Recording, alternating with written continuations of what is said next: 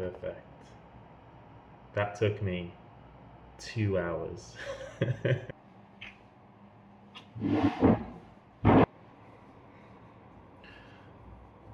2, 1.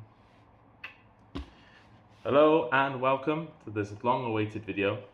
I've been messing around with video editing recently, mostly because I need to improve my sort of camera presence.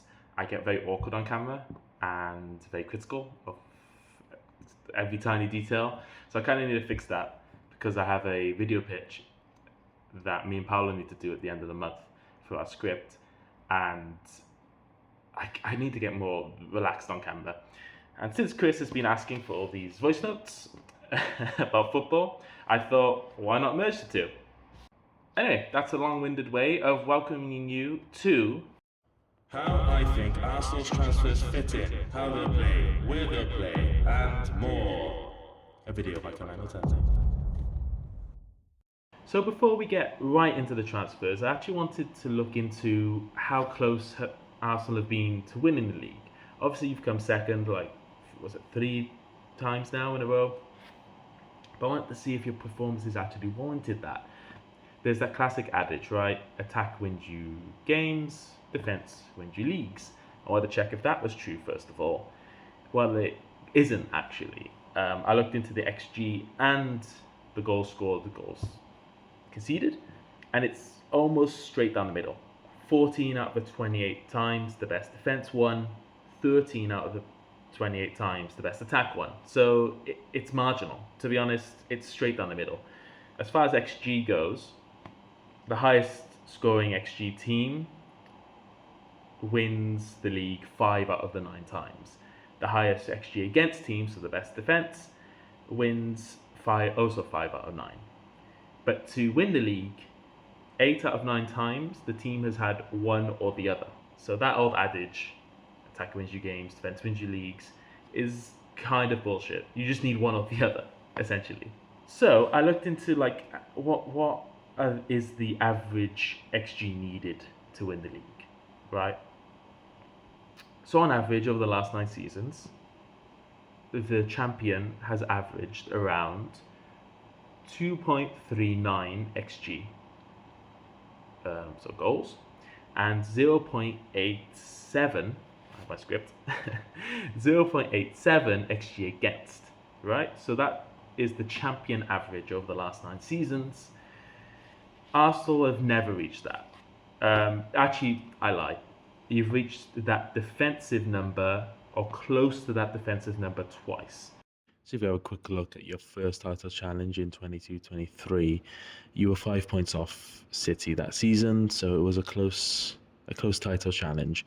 But when you look at the actual performances, City outperformed you according to XG. So they were creating more chances, they were preventing more chances than you. So they were, by all intents and purposes, the more deserving team that season. Then you have a look at the goals scored. 70 from open play, 13 from corners, something you'd obviously lean into as you become more and more Haram. Odegaard, Martinelli, Saka were your 3 top goal scorers, all 3 of them overperforming their XG, while Gabriel Jesus would underperform his XG. So what that would show you is Martinelli and Odegaard mostly scoring from outside the box. Saka not overperforming his XG too much, so it sort of indicates he's getting in better positions. And Jesus, you expect strikers to underperform the XG usually because they get the most chances and they're not going to put away all their chances. So we can see where that overperformance of XG we saw before comes from. A lot of your goals were coming from the wingers in these harder positions to score. You were reliant on Martinelli and Odegaard and Saka scoring from these low XG positions. So now if we have a look at Manchester City's goals for that season, in open play they created roughly the same. They had less shots, their XGs around the same. They only scored 1 more goal from open play. But the difference in the XG comes from the penalties mostly. They had 9 penalties scored that season, where Arsenal had 3. And if you take into account that a penalty counts as like 0.8 roughly for an XG chance, that makes a big difference. Obviously, most of the goals were coming through Haaland that season, but when you dive into these statistics, attacking wise, you weren't that far away from City. Defensively, you were, though. City were better than you defensively that season. So that you could say that kind of won the league. Then we go forward to the 23-24 season, probably the closest you've been. Only a couple points off City. Lost this league within the last couple of games. 5 goals away. And if you look at the XG here, you were so close to City. In fact, if you take this XG, which is your best performance in the league in recent years, you would, I think, win the league in 2 other seasons. One in 16-17 against Conte's Chelsea, and the other one being against Liverpool, I think, in 19-20. In fact, if you take this form and take it last season, you could have beat City. But obviously they're just hypotheticals. But you are so close here, just behind City in XG. Better defense than them. And then when we look at the goal scorers now, you see an interesting picture. 62 goals from open play. So that is a drop off from last season, but you made up for it as far as corners go. Penalties, you had way more penalties, so that would have upped your XG. But then when you look at the goal scorers, you notice those 2 guys, Odegaard and Martinelli, the 2 people who were overperforming their XG, dropped off. And that is usually what happens. When a player overperforms his XG, it's not a sustainable thing. I feel like it levels out eventually. You saw that. You can see that here with Odegaard and Martinelli. Saka stayed around the same and, in fact, improved on the previous season. Havertz came in and had a very good season. But now, when we look at City are the picture of consistency. That is almost identical to the previous season. They scored the exact same amount of goals from open play, the exact same amount of penalties, a few more corners. It's just pure consistency. Obviously, Haaland scored a few less. I think he had an injury that season. But then Foden stepped up and had his best season in the Premier League and perhaps won them the title that season. So now, if we just have a quick look at last season, 24-25. In terms of results, Mick, 1 win in 17. It can't go on like this, can it? It can. Not as much of a title challenge. You're quite far off Liverpool. I think we need to see the table. But when we look at the defence, it was just as good. In fact, even better, with 27 XG against, the best in the league, in fact. But the attacking side of the game really, really dropped off. 20 less goals from open play. 8 less penalties. Around the same corners. And when we look at the goal scorers, no one's going above 10. Obviously, you had some bad injuries. Havertz being injured hurt you a lot. Saka being injured hurt you a lot. And I think the attack around them suffered because of that. Odegaard couldn't get flowing.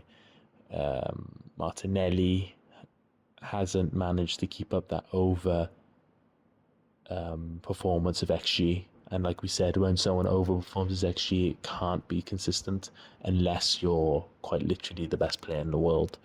only the best players in the world overperform the XG on a consistent basis. And when I mean best players in the world, I'm talking world class Cristiano Ronaldo level people. No one overperforms the XG consistently season by season, and you can see Martinelli here couldn't manage to keep that up. I just wanted to make a small aside here, because looking all into these stats, and I looked into a lot of seasons, and it kind of reveals that there's something immaterial in football as well. It's not always just who has the best defense and who has the best attack and who scores the most goals. There is something immaterial in football. Call it belief, call it confidence, but the best teams and the most serial winners always seem to have it. It's just that inevitability. City have had it in the league over the last couple of years. United used to have that under Sir Alex. Real Madrid have that in the Champions League. I think you only build that through consistency, season after season, challenging for the title over and over again, winning the odd cup, going far in competitions. That builds that, whatever that thing is. I just wanted to add that little footnote in. Back to the video. After that overview of the last 3 seasons, we can see almost a checklist being formed for this season and this transfer window that just passed. There were 3 things I think that you needed to address. From order of least pressing, number 1 I think was the defense. Right, you had one of the best defense in all those 3 seasons. The last 2 seasons you had the best defense. So it makes sense that you'd want to maintain that. You'd want to make sure that that's something that is consistent in case something happens, like an injury or a player wanting to leave, pulling an Isaac. Number 2 would be the focal point in attack. Now this is the most talked about thing when we're talking about Arsenal. Everyone says that Arsenal needs their Haaland, their big number 9. I don't really think that was ever true. You kind of just needed a goal scorer. That didn't have to be a number 9. It could have been a left winger like prime Raheem Sterling, or Rashford at his best, someone like that.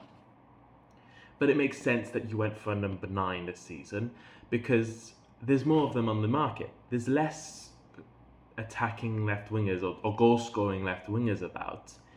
And number 3 would be over reliance on Saka.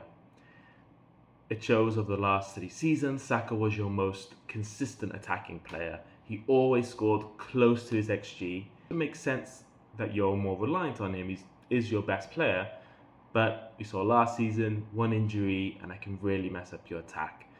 So it would make sense if that was addressed in the transfer window, someone who could provide a bit more depth, a few more options in attack as well would be good, because when Saka was out, when Havertz was out, all of a sudden you're having to come up with these creative solutions, right? Mikel Moreno up top, or Trossard up top, or Raheem Sterling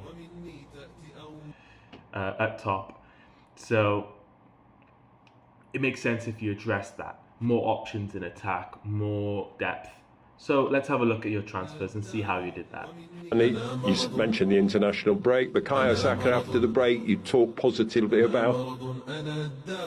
ومني تأتي أوجاع وليس لمدمني أبدا من الأخيار أتباع أنا مرض أنا الداء ومني تأتي أوجاع وليس لمدمني أبدا من الأخيار أتباع أنا مرض أنا الداء ومني تأتي أوجاع وليس لمدمني. Okay, so here we have the Arsenal squad in front of us, and immediately you can see the first point being addressed. Backup goalkeeper in Kepa, fine, yep, very good. The 2 centre-backs are immediately being backed up by 2 very good replacements. I think the guy from Leverkusen, I can't really pronounce his name, can even help out in left back and centre back. I think in the future, if an injury happens to Saliba or he has eyes to go elsewhere, maybe PSG, Real Madrid, I think Mosquera can definitely become that level. So that's the defence sorted. Midfield as well, obviously Partey had to leave. I think Zubimendi's a massive upgrade, both morally and skill-wise. I think he's a much better player, and Norgard just adds overall to that depth. And you have amazing depth in that midfield now. 2 players to each position. In the defence as well, 2 good players for each position is what you always strive for when you're building a squad. It's what I strive for when I'm playing Football Manager. 2 players for each position. It's perfect. Okay, and here we have the attack mostly from last season. Zubimendi, obviously imagine that's Partey. The attack would shape up like this mostly. Saka likes making most of his actions around this space in between the fullback and the centre back. White loves overlapping, he loves providing that width. It's exactly what you need if you're going to have someone cutting in. Odegaard operates obviously in the half spaces, but he prefers the right-sided half space around here, where the space where Saka is leaving in behind him, and also it gives opportunity for Odegaard. You saw against United that little link up between the striker. It was a little triangle between the striker, Saka, and Odegaard that had Saka through on goal and almost scored. That leaves on the left-hand side, Martinelli loves being really wide. Rice likes running into Calafiori kind of tucks it in. And you kind of have your attack set up. Here, Havertz likes turning towards the ball. He likes to link up, perhaps peel off and create a bit of space for people to run into. Now, if we just reset it, the right-hand side stays the same, so no need to change that. You're not really going to swap out Saka. But if we do, I think Madueke for Saka is almost a like-for-like swap. He had a really good game against Nottingham Forest. I think it shows why you signed him. Sure, he was a little bit expensive, but then again, who really gives a fuck? It's like, if you have the money, just spend it. Like, if you want that guy, get him.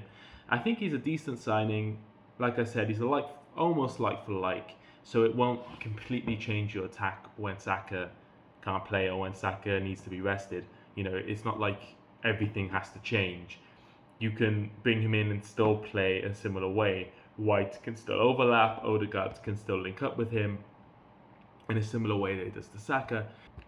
And he can also play on the left, on the right. It gives Arteta quite a few options.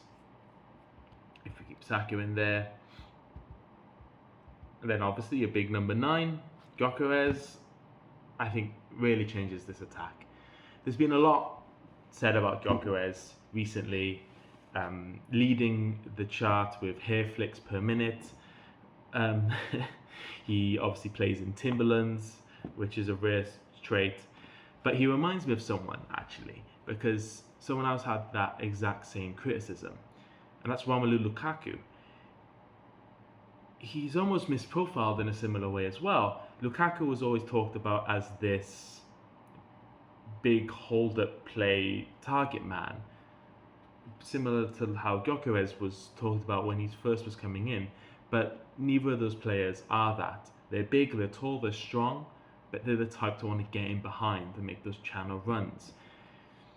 They also seem similar in the way they move. It's that sort of like clumsy, clunky sort of play, you know, a clumsy first touch. It looks like he's stomping about.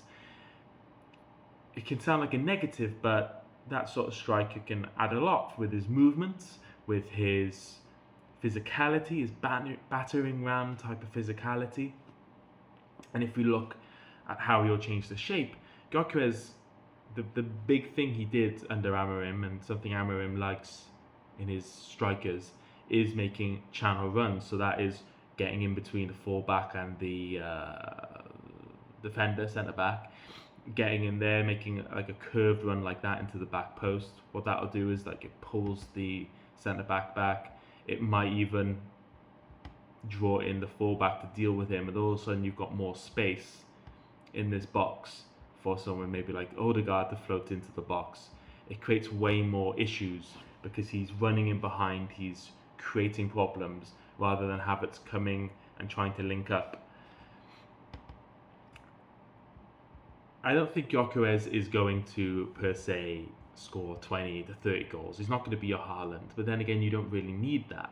I don't think you need 20 to plus goals. Obviously, that would be nice, but it's not something you 100% need.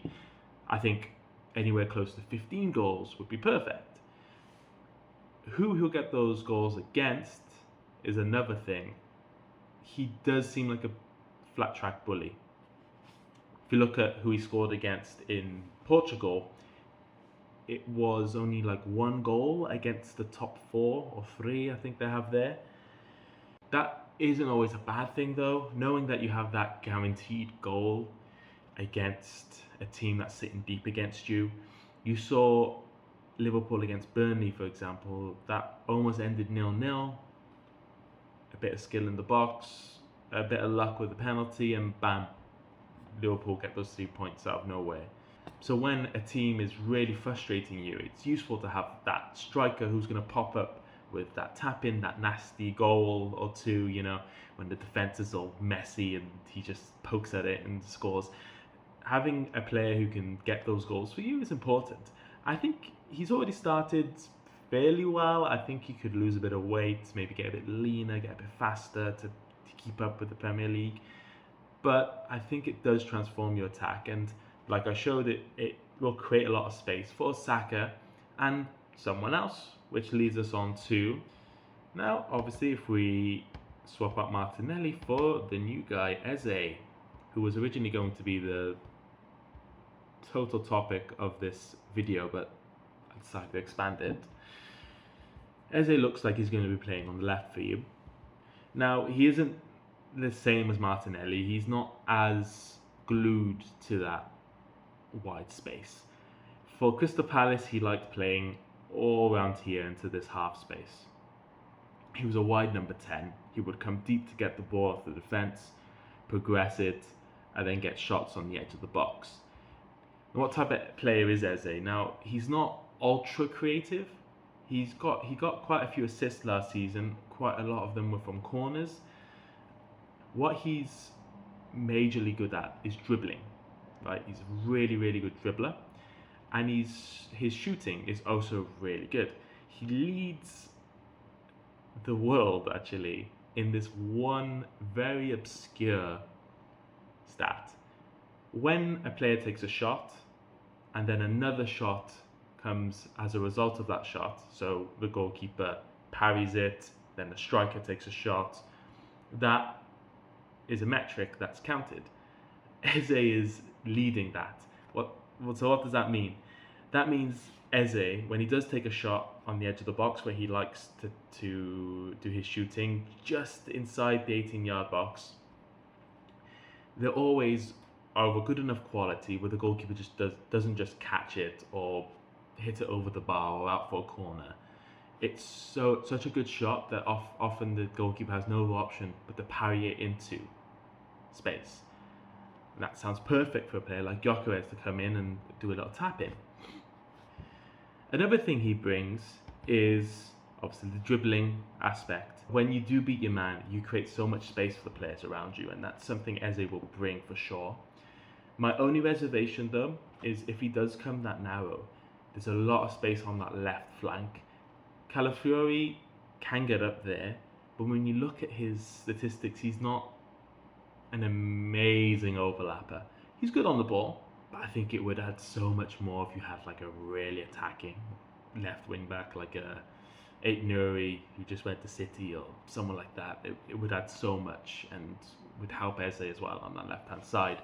But there's also one more thing I think Eze brings, and it's this star factor, right? When you have a player who can do those tricks, who can get the crowd roaring, that adds so much momentum to the attack, and it just adds so much dynamism. I think that is something he brings, along with options, right? If Odegaard goes out, he can play in the number 10. if you're really chasing a game, really need the 3 points, or you're in a Champions League tie, you can throw him in Rice's position, for example, and play two number 10s. It gives Arteta those options. The same with Madueke. You can play him on the left, the right. You can swap out Gyökeres to Havertz. All of a sudden, you have options. Last season, there were no options. Mikel Arteta. وليس لمدمني أبدا من الأخيار أتباع أنا ماض أنا الداء ومني تأتي أوجاع لي أبدا من الأخيار أتباع أنا ماض ومني تأتي أوجاع وليس لمدمني. So in conclusion, if I were to rate Arsenal's transfer window out of 10, I would give it a strong 8. You addressed all those 3 issues. The defense has a lot of depth now, and I think you will keep that aspect.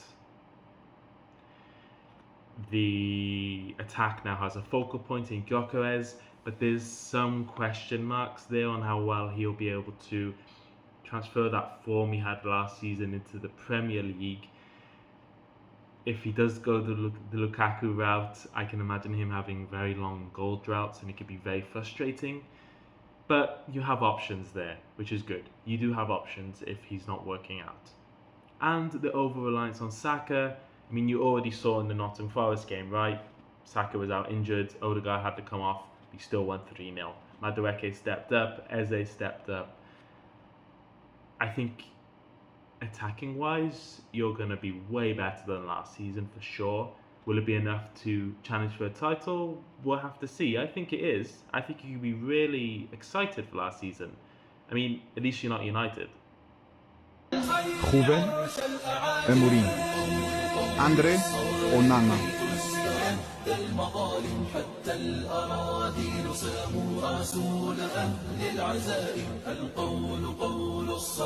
Slimy. Ugh, slimy as eggs. Ugh. His eggs are slimy, brother.